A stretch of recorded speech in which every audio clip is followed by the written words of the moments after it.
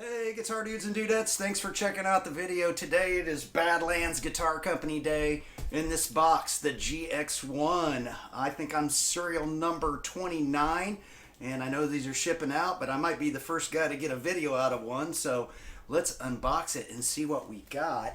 Maybe a little bit of a maneuvering in this tiny guitar room of mine now to completely unbox this thing for you, but we have to skip ahead a little bit. That's what we'll do, but this just came today. Let it set around for a little bit because I'm in Florida and it was really hot today. There is a little bit of damage on my box here, so I'm both anxious and excited. I don't want there to be something tore up in here, obviously, but because there is a lot of swag that comes along with this guitar. I believe you get like a cool little poster and a strap and a cable and a few other things. So let's go ahead and get this thing the rest of the way out, and before I open the case I'll make sure you guys get a good view. Alright, let's move on to that. Okay gang, moment of truth. I got it out of the box, and I wanted to show you the amount of packing material that was in the box, and in my opinion that's not enough packing material. It looked like the guitar was shipped in the box that the case was shipped in, and they just didn't use enough packing material, you know, for a heavy guitar in there like that. So fingers crossed. So let's get this out of the way.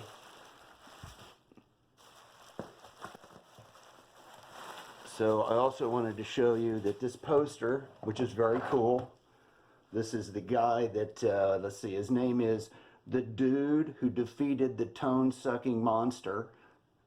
He's the official mascot of the Badlands GX1. This poster in the frame was just rattling around in the box. It wasn't wrapped in bubble wrap or anything. So luckily it survived, and it doesn't seem to have any scratches or anything. So here's the case. My first impression of the case is I really like this kind of a rough material that they used. It's not really like a Tolex, it's more like a weave. But the problem with it is it kind of really doesn't make the logo on the case look very good. You can see how it's kind of splotchy, and that's just from, you know, the way they printed it on there. But I didn't buy this guitar for the case. I bought it for the guitar. So let's go ahead and move on to that, and fingers crossed we didn't lose a headstock or something to that order. All right, here we go. Ready? Whoa. I'm gonna get some reflection there, I see already. Wow, that's pretty freaking glossy. I'm hoping I'm not overexposing too much here. I'm trying to get plenty of light in the room. So we have Badlands Guitar Company at Tone King, KYG, True Shack. I think that says Shao, and BGC logos. So very cool. We couldn't do it without you. Little message from the group. TTK, Tone King, Luca, Philip, and Brian are the co-owners. Alright, so I know there's a lot of case candy in there, but let's cut to the chase. I'm gonna grab this bad boy and let you look at it closer up. Alright, here we go. Hopefully we're not going to get too much glare there for y'all. Man, the paint job is just, I hope it's showing up, but man, the stripes are just perfectly done. You can't feel any, you know, edge, even on the back. I mean, that took some work. That took some work. Very light. It's got to be 9 pounds or less. There's the cool headstock. So kind of a unique headstock. I really like the pointy headstock, and I like that they designed it so it'll hang straight on a hanger, because all my guitars end up on the wall. There's the back side. Looks like we've got yeah, number 29. So I've got a serial number and California something, because I can't read it without my glasses, but there's some kind of cool logo on there. It comes with these pre-attached strap locks and a strap to match. This is a three-way switch and a single volume. The pickups are the in-house BGC M88s. They are not active pickups, even though they have those plastic covers on them. They're regular humbucker pickups. So those fret inlays are pretty freaking cool. Got like the California sunset there on the 12th fret. And this has Goto hardware, so the bridge, the tuners, and that switch knob are all Japanese. I believe the back plate there, if you can see that, that came from China. I think the story goes China was a place in China that could make these. It was the only place on the planet that still knew how to do that. So that was sourced from there. I believe just about the rest of the guitar is USA. They got Switchcraft parts here. Cool. All right, I don't know what you guys think. I think it's pretty freaking cool. It was worth the weight. I love the weight of it. The neck, you know, I was kind of thinking like modern C, but I'm going to say it's not modern C. To me, it kind of feels like a 60s Les Paul neck. Yeah, I'm going to like that because it's kind of thin, but it's not like overly, you know, it's not like a wizard neck. It does have nickel frets. If I was going to have one other choice, I would have took stainless steel, but this is supposed to be a take, like a reissue custom from the 80s, and I don't think they did a lot of stainless steel frets in the 80s. So it is what it is. I'm going to put this down now, and then let's go see what else we got in the case. All right, so right off the bat, we saw that postcard. I also got a 20-foot cable. This is Runway audio instrument cable. Looks to be really nice.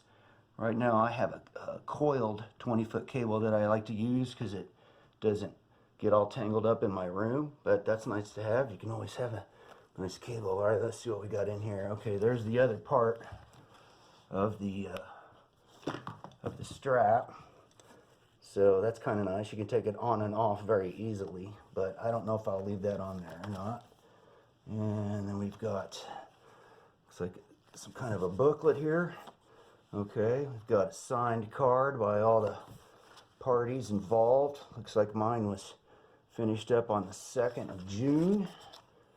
And a certificate there with my serial number, again signed by everybody involved. That's pretty cool. We've got all access areas. I'm not going to let you see the back because that's for people who bought a guitar. So if I scan that code on the back, then I can get into a secret website that you're not allowed to get into. We've got some tools, including that magnetic hex head tool that sticks to the back of the headstock. Oops. Which I like. And looks like we got a pick and some other stuff. And there's our whammy bar and key.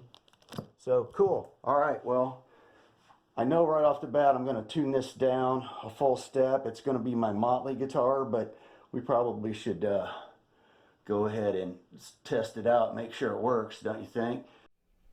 All right, thanks for sticking around, everybody. So I just went ahead and tuned it down to D standard. I couldn't resist. So that involves, you know, tuning the strings down. Then you got to mess with the claw that holds the springs in the back. Basically reduce the tension on the springs to get your bridge back to level now because you've got less tension on the strings. Drop down a full step. And I also raised the bridge a quarter turn and put a little tiny bit of relief in it. We're using the cable that came with the guitar, so this is the Runway Audio. I've got their V-pick here, so we're trying that out, which is very similar to the Gravity pick that I'm already used to, maybe just a little bit smaller. So we're on the JJ Junior clean channel. It has a 3-way brightness switch. I'm in the middle. For pedals, I'm going to use the Keeley compressor, the LPD 87, which is a JCM 800 in a box, which seems fitting, and a little carbon copy delay set in the Golden Guitar God mode, which is just a little tiny bit of delay and a little bit of modulation. So let's see what she sounds like for clean right here. And then the compressor. And then the gain. And then the carbon copy. Let's see what she sounds like.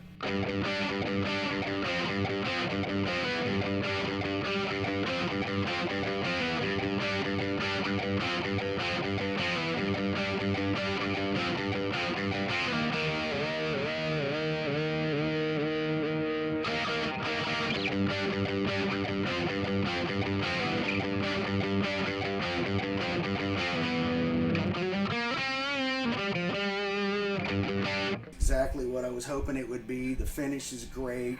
The neck is great. It's an easy shape. I like the simple controls, the paint job. They knocked it out of the park. So I don't know what else to say about it, gang. I mean, literally, I don't think you can buy this guitar anywhere else. And even if you could, you wouldn't pay $2,500 for it. And then to throw in the case that's like bulletproof. I mean, you guys saw I didn't have a whole lot of packing material in there, and the case doesn't even have a scratch, let alone the guitar. So I just credible value for everything you get, and I'm looking forward to see what the next one's gonna be.